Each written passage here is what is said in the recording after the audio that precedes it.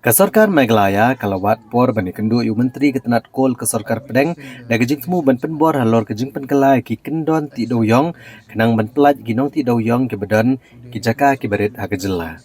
Kini kesenjam kalong hadian gejing ilang ke besaiso habreng usembut menteri rangba obak senyau kalang dhar bat ki kenon nong kayi kumjuk kinong ti doyong nagathan rilom khasi jantia bat garo.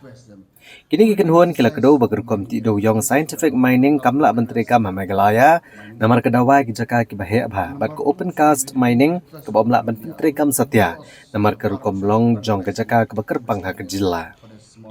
Nakaliang sumbut menteri rangba uli thu bagi sorkar jela kan kentu ke sorkar pedeng ban penret no ya ke jingbu ya ke jaka ke bahek ban ti doyong. Ban ai ke bor syak jela kinang menyo ai license hi ke bentang ginong ti doyong ni par doyong gi berit kibran hap nenggasan hado hinyo hektar ke jaka.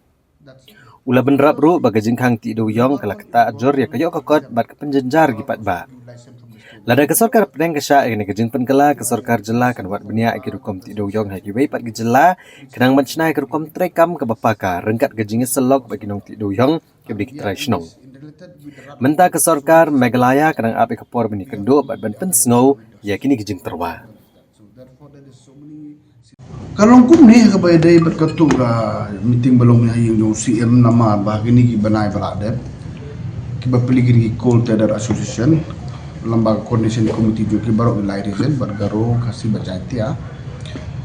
magar kum belum mutakan ni ka presence formula jongan ni scientific mining imat kam no feasible tersangi nama kalau tu complicated marangi mostly nilai dekat rat whole mining tiba beli kewan oat kewan nam ki pendapat sekau tengah nak kelingin junga for the last 1 month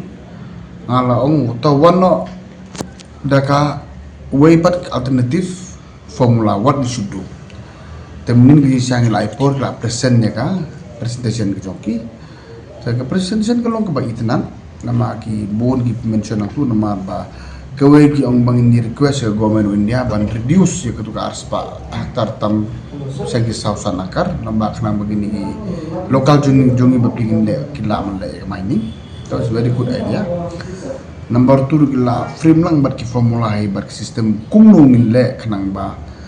lambak rat whole mining if possible lambak scientific aspect de location take tu kila present ini sekarang ngan so tunat pau pan itu ipi ba nakalengi kum ke sorkar ka jing lam chief minister